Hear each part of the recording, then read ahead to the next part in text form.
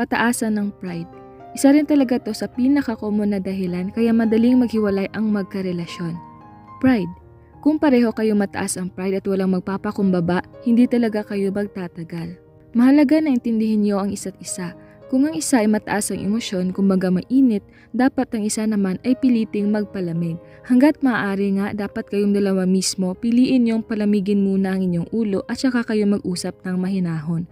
Humingi agad ng tawad at magpatawad. Mahirap talaga to gawin kung mataas ang inyong pride. May sariling pera.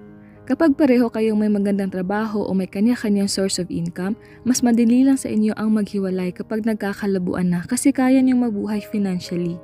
Kung may pera ka, madali lang sa iyo ang umalis at mas lalong hindi na kayo mabibigyan ng chance na makapag-usap at makipag-ayos sa isa't isa, kaya nauuwi na lang ito sa hiwalayan. Mas mabuti rin naman na financially independent ka lalo na kung ikaw ay babae, pero sana wag itong maging dahilan upang lalong lumayo ang loob ninyo sa isa't isa kasi siguro sa isip mo kaya mong mabuhay ng mag-isa. Sana ipaglaban mo hanggat kaya pa lalo na kung alam mong worth it naman ang taong minahal mo.